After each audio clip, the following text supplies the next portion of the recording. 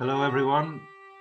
Sorry to have to say that the lockdown has been reimposed. I know that the Cardinal is doing all he can to get it lifted, but we'll have to wait and see. I'll say a bit about that in the notices after my talk this morning. But welcome anyway, and nice to be with you, even though I can't see you. I want to start this morning with an image that greets me on a nice morning like the last 3 mornings have been, early in our garden, and at the very topmost branch, twig you'd even say, these mornings there has been a pigeon perched there with his feathers puffed out, facing towards the sun, straining to catch the first rays of the sun, because Mr. Pigeon's had a chilly night. And I want to propose that to you as an image of the Christian at prayer,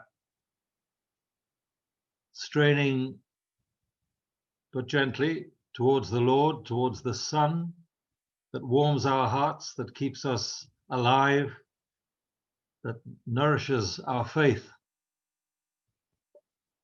To take it even further into the gospel that we're going to look at, the Lord that helps replenish the oil in our lamps. So today or tomorrow we have the gospel of the 5 wise and the 5 foolish virgins, as it is often called. 10 bridesmaids, all presumably dressed alike, all have the task of greeting the bridegroom, and in our Lord's day, the bridegroom could come at 3 in the morning. It wasn't unknown, could come anytime. So they all look the same. They each have their lamps, and interestingly, they all fall asleep. And then the call comes. But when the moment for action arrives, all the outward similarities are seen for what they are: an appearance of readiness to greet the bridegroom, but some have prepared actively and some have not. We're coming to the end of St. Matthew's Gospel.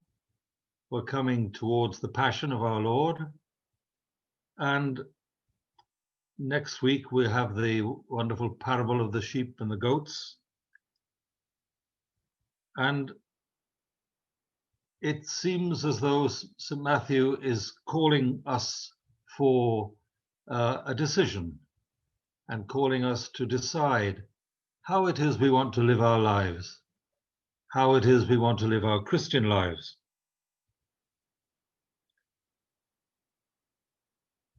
It's often said, in fact, I was on a Zoom meeting last night with some of our brethren, Passionist brethren and friends, and the point was put, well, why couldn't the ones that had the oil in their lamps, why could they share it with the ones that didn't have enough? And I understand the concern, but we have to try and take the parable on its own terms. The parable is about being ready, is about being awake. It's about being prepared. It's about actually taking very seriously the commitments that are made to us in our baptism. It's a time of decision, really. And the fact that the oil is not shared makes an important point, which is this, that each of us has to bear our own responsibility for how we respond to God's grace in our lives. We can't delegate it to anybody else. it's up to us how we respond. And it's great, really, that that's the case, because individual responsibility and living it out, however badly we fail, is important for us, for our maturity as human beings. So we cannot delegate the responsibility for our Christian lives. We cannot delegate to others our responsibility to be ready for the Lord when he calls. This is not necessarily just thinking about death.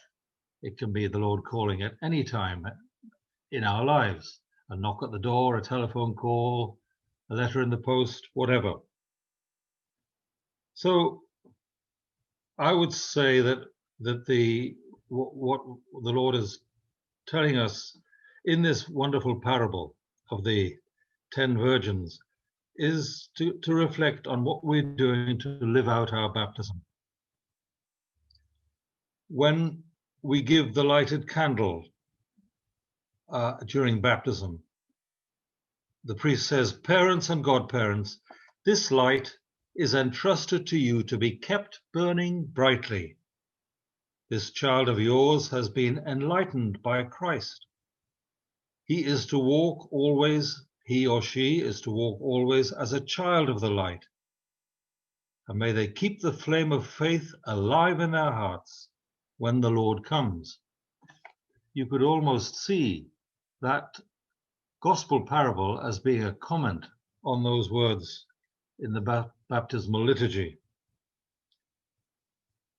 So we know that we're going to fail, and that's part of life, and the Lord doesn't mind that, but he does want us to do what we can to be ready.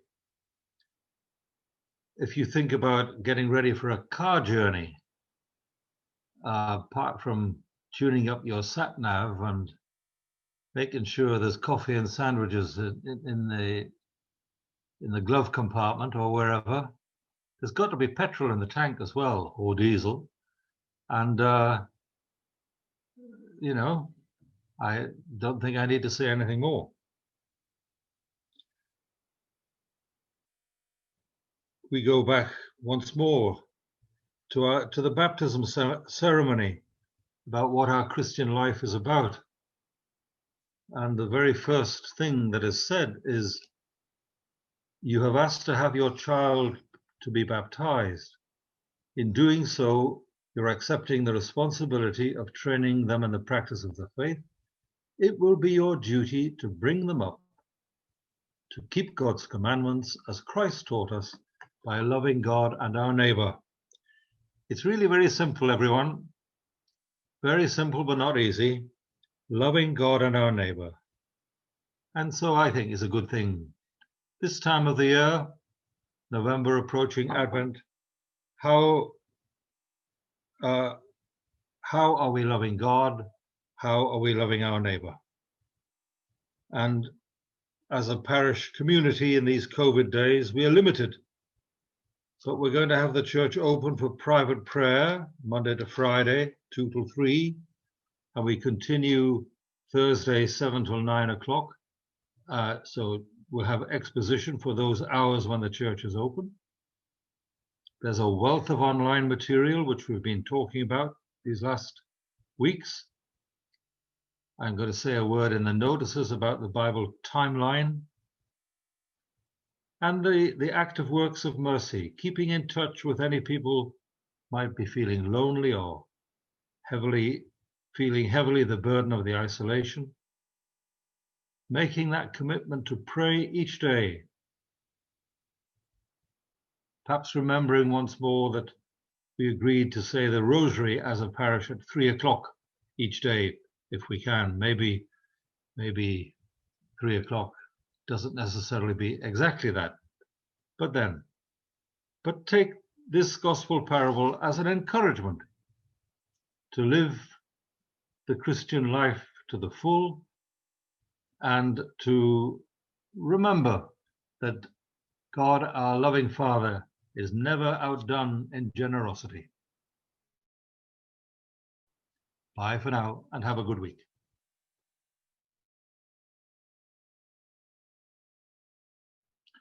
Just a few things to mention. I know a number of you have started with the Bible timeline, which started on Wednesday. And I hope you've managed to order the chart if you haven't already actually got it, because it's a fantastic resource. It really is an extraordinary, brilliant piece of work, and will be a great help as you go through the course. Be interesting to know how you feel about it. Maybe in a couple of weeks' time we'll have try a little Zoom round robin and see how we're getting on.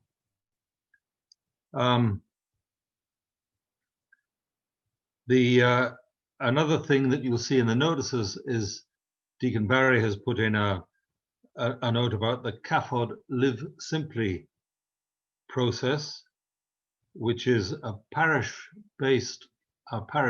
process to try to put into practice some fairly straightforward and relatively easy means of protecting the environment, to put it briefly.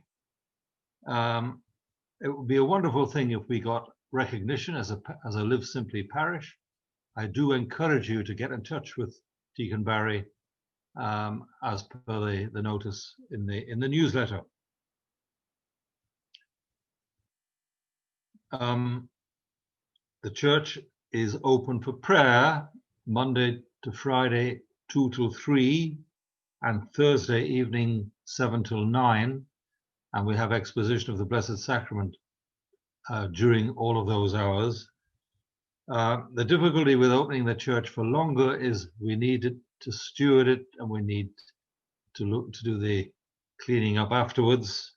But anyway, we're going to start with an hour a day, Monday to Friday, and we keep the 7 till 9 on a Thursday evening, and look forward to seeing as many of you as can come for all part of that time. And we've been asked about confession, and I'd say there'll be a priest available for confession between 10:15 and 11 in church every Saturday. Okay, that's it really. And we look forward to being in touch with you at Mass tomorrow, 11:15. Father Patrick will be in charge then, but we'll see you then. Bye and God bless.